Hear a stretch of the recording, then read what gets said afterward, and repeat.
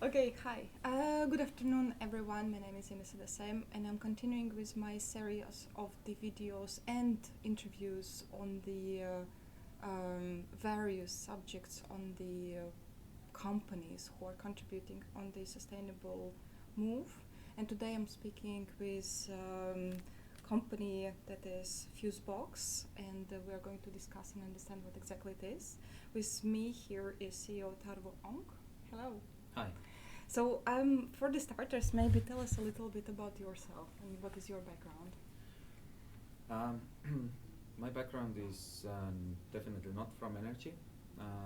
I've done very many different things in my life, and then finally, after going through a personal bankruptcy and bad businesses, I decided that I will focus, and I will. It happened to be energy. So I focused on the field of energy and went to work for a one of the Baltic biggest energy utilities first, not knowing anything about kilowatt hours, megawatts, Okay. anything. Fine. And then tell us about the journey of this company. So when I was working in this big utility, then I was doing really well because of my no background or knowledge about energy. I was thinking a bit differently, and then I left the company with no happy feelings, and this is where I thought that one day I will disrupt the market somehow differently, and we will see you in the market. And I worked for some other energy companies, and then finally I started FuseBox. And why I started it was the reason that I understood that the volatility in the generation side is growing and growing and growing, and it is not only fossil fuel generators that is the answer or that can balance the volatility, but it's also the consumption side that can adjust themselves according to the needs of the electricity system, so that the system will survive. Okay. Yeah, I wanted to ask maybe what were the difficulties your company encountered when you started developing this company? When I established the company the end of 2014 actually, so a long time ago. And then I thought that in spring 2015 we'll be offering the flexibility to the electricity system using the consumers. And I thought that it will take something like 4 months to get it going. But then after 4 years of doing the lobbying and stuff, then we finally got to the market. So it took us 4 years instead of 4 months. Okay. And as I knew nothing about the electricity system as such, then I was talking to everybody. Yeah. So that was one thing that I decided when I established the company, that usually, at least in the case of Estonians, if you get a business idea, then you keep it to yourself, because you don't ever speak to anyone about it, because someone might steal it. Yeah. I thought that I will do stuff differently this time, and I spoke to everybody. The biggest potential competitors, I went to them, spoke to them, and so on. The wise guys who knew about electricity in the university and so on. And from these wise guys, I usually got then a reply that, Jesus, it's not gonna work. Stop doing it, because Russia is keeping our frequency for free. Yeah. It's not needed. No need. But when I spoke to these potential competitors, then I actually got a lot of good ideas what to do, and they were supportive, and somehow it was weird, but it worked very well. Okay. And I educated myself a lot. Yeah. So the difficulties were that the income was lagging 4 years, and I had to make a decision that what should I do? How can I get the butter on the bread, so to say? And then I decided that I would not go to work for any company anymore. I just run my own energy related consultancy business, and that's still working. And this brought me enough money in to finance FuseBox and finance my own family to survive, so to say. I think this struggling the first 4 years was the most difficult time. Mm-hmm. Okay, but then it leads to a very logical question. So, what is the system on the market that actually allows your business case, and what is it? So far, or until then, when we started, and what I learned working in this large electricity utility was that this electricity business is something that is owned by utilities. They do whatever they want with this, basically, and consumers are just the ones who pay, and they must pay because everybody needs to use electricity. Mm-hmm. And when I came away from there, then I had this kind of Robin Hood attitude Mm-hmm. that when I read about the possibility of using flexibility of the consumers to actually contribute to the electricity system, that I must take away this business from large utilities, or at least make them feel not so secure about it. Mm-hmm. And it's the same like with a generation in general. Electricity was generated by large utilities, Mm-hmm. and then suddenly everybody started installing solar panels Yeah. to their roofs and so on, taking their fate into their own hands, so to say. Mm-hmm. And especially these balancing markets that Mhm. nobody usually knows about. Yeah. Everybody talks about day-ahead market, but these balancing markets nobody knew about. Mm-hmm. And so, what was the enabler of starting our business is the development of the technology, so that your consumption in your home or in your retail stores or whatever other assets became a possibility to influence your consumption, Mhm. not manually on site, but in automated ways. Mm-hmm. And this was mainly the enabler of the business Mhm. case as such. There was no legislation, no rules, no contract drafts or anything from the transmission system operator side. Mhm. So this took us 4 years, but the Mhm. technology was there. So Mm-hmm. the idea was there that, yeah, we can do it one day. Okay, but tell exactly from the client perspective, so that clients can understand, the businesses can understand and relate to themselves how they can use, how you can help. Mm-hmm. Everybody's working on getting the electricity cost lower or doing Yes. something about it. Yes. So FuseBox is basically the easiest, the simplest thing that you can start from, Mm-hmm. meaning that we actually don't reduce the kilowatt hours consumers consume, Yes. but we reduce the amount of euros they spend on those kilowatt hours. Mm-hmm. And plus, with their help, we can help the electricity system to reduce the CO2 emissions. Mm-hmm. And our customers can write those tons of CO2 emissions avoided to their sustainability reports if they need to, if they want to. We measure it in real time. Mm-hmm.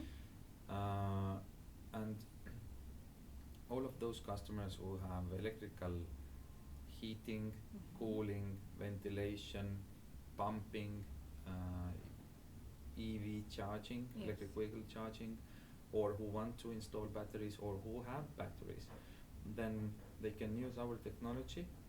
It's a software basically to run all of those consumption and generation assets in combination together, so that they can avoid, for example, high peak prices in day-ahead markets that everybody's talking about, but also contribute to the electricity system. For example, lower a bit their electricity consumption when the electricity system needs it. Mm-hmm. And as the second option for the electricity system is to activate fossil fuel generators, Mm-hmm. then now not activating fossil fuel generators but lowering the consumption in the system brings a good result, so helps the electricity grid to survive, and it means that the electricity grid is willing to pay for that, for the consumers who can lower their electricity consumption a bit, and they pay as much the fossil fuel generator would have gotten. Is this some kind of two sources of revenue? Not revenue, but saving. From one side, you are avoiding the peak prices, which already is saving, and then you are getting also from the distributor, you are actually getting a fee. Yes, we're getting also payments. Yes. What we say to those customers with whom we deal with directly, we never invoice them, we only pay them money. So we use their flexibility in their site processes, not affecting their core business. From their site business, site electricity consumption, and we push it, sell it to the market, and the transmission system operator then, who is balancing the whole system or responsible for the health of the electricity system, they make the payment to us and we distribute the payments to those guys who gave us their flexibility. Okay. Then it begs a question, so for the businesses, you just described what kind of assets it is. It's pretty much all the large technologies that are using electricity that you can play around with. So the question is, how large are the ranges of the, do you call them savings or kickbacks that you can anticipate? It depends on the asset that we can not control but ask to adjust their consumption. If it's a small asset, then it's smaller numbers. If it's bigger asset, then it's bigger numbers. But when we're talking about heating or cooling, for example, then let's say that we can reduce the amount of euros they pay for their electricity, something like 20%.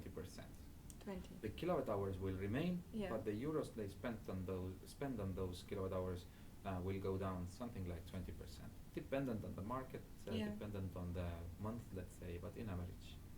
But this is the combination, so that it is lower consumption during peak, combined with what you're getting from the transmission operator. It can be also so that, for example, let's say if we're talking about day-ahead market, then if let's take 3 hours, and 1 hour is 50 euros per megawatt hour, one is 100, and the third is again 50. So normally you would like to avoid this 100 euros. And this is what we do. We make them consume a bit less in this hour. But it can also happen that we ramp them up, the consumption, preheat, pre-cool, pre-pump, pre-charge, whatever, because although in a day-ahead market the price is 100 euros, then inside of the electricity system these other markets, balancing markets, maybe there the price is minus 350 euros, meaning that if you consume more than you usually do, then you get money for the electricity consumption. So we are at the same time watching something like 7 different layers of the electricity system, electricity market. Okay, and taking the advantage of everything that you can take. All right. And naturally, currently, and one of the premises of what I'm doing as well is how do you avoid or reduce CO2? And a lot of companies, they have very ambitious targets, so they have identified what and how much CO2 is emitted directly or indirectly because of their consumption, and they have put what are the targets. So this is something that can contribute to these targets. And what is the amount of the CO2 avoidance or saving that you can actually expect? It works this way, that if you're a, let's say, a retail store, and then you wanna go green, be carbon neutral, and then you buy green energy, let's say, but and then some say that okay, we are now a carbon neutral or something like this.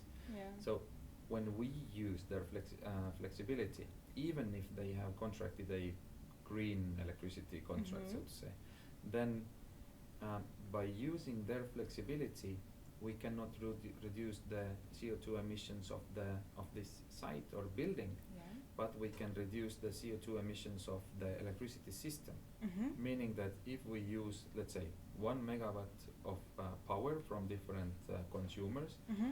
and we sell it to the market, then one fossil fuel generator just cannot generate this electricity to the market, Mm-hmm. because we are pushing them out.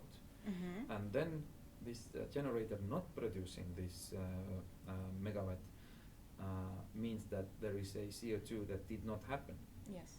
And in every electricity market, Mm-hmm. the CO2 mix, the amount of CO2 emitted per 1 megawatt hour of generated electricity is Yeah. different. Yes. In some countries there is more hydro, in some countries Mhm. there is more diesel or gas. Mm-hmm. So we take them market by market, Yeah. dependent, and then we calculate according to this data. And you provide this data. Yeah, in real time. This is so useful, Mhm, especially mhm. now. Yeah. Okay. One of the things that I was thinking is when installing and embarking on your services, the clients, what are typical barriers for them that you have seen and how you overcome them? Yeah. If the client has some kind of older building management system, then they are rather manual or not steerable in automated ways. Yeah. So this is a problem. Mhm. But if they have renovated the house, or if it's a fresh building, then usually the BMS or this Mhm. building management system is cloud connected, Mhm. meaning that we can connect with this system right away Yeah. through the cloud. Nobody needs to go on site even, and it works Yeah. easily. Somebody programs half an hour and done. We've seen Mhm. this kind of buildings. Mhm. Mhm. We've also seen this kind of buildings that where we go in through one connection point, and if we give a signal, then 3,000 buildings react up or down according to our ask, let's say. Mhm. And if it's an older building, then it means that they need to upgrade their automation system a bit. Mhm. Maybe they have avoided it so far, because if you have a office building, for example, full of tenants, then some owners think that I will not upgrade it because tenants will not pay me for the upgrade. They will just maybe live a bit better, but it's not good for business. Mhm. So now, if they do this upgrade, Mhm. let's say it costs 10K in euros, then, and if they connect us also with this system, then it means that there will be a clear return on investment Okay. to this investment, because we start bringing money back Right. using the wisdom of this automation system. Yeah. And one thing that I really liked is that you're not actually invoicing clients. Yeah. How does it work? It means that if we use the flexibility of an office building, for example, or cold storage, Yeah. then we take their flexibility that they have. Yeah. Sometimes they don't have. So we take this flexibility that they have and we sell it to the market. Mhm. And we get also money back from the market. And we at the same time also do other moves so that they save electricity. We can Mhm. calculate this one also. Mhm. But usually the earnings are bigger than the savings. Mhm. So we will just take a percentage of the earnings to ourselves Yep. for doing the trading of the Mhm. energy, and pass the rest of it, most of it, to the site owner. Mhm. That meaning that we can get our revenue or Mhm. pay for our job, and they will get extra money. Okay. Yeah, it's interesting to see these business cases. Mm-hmm. And what I wanted actually to ask is, now there is emergence of many softwares who are using various advantages of the market or disadvantages of the market for their and businesses' favor. So what you have seen that actually works in combination with your software to make it even better? Mm-hmm. As the technology is evolving, then when we started, then we could go only to large electricity consumers, because there is more power a bit more money, so that's it makes sense to go there. But now, as the everything is getting smart grid ready, so to say, meaning that if you buy yourself a HVAC or heat pump to your home also, then it's usually, if you're not buying a really stupid one, then it's usually connected with some kind of cloud. And this means that we can connect with this cloud. Let's say you take, let's not say names, but heat pumps, and then you can enable the eco mode, for example, and it might mean that your heat pump is now participating through FuseBox platform also in the local energy market different levels, without you ever noticing, or it's not affecting your business in any way, and or home or comfort, and then through this platform connection we can aggregate thousands or hundreds of thousands or hundreds different this kind of flexible assets together, and very easily use their flexibility in the market. So battery producers, for example, we are building API connection with them, and then if they sell batteries to someone, then the battery is right away FuseBox compatible, so to say, and this battery can start participating in these ancillary markets or balancing markets with us.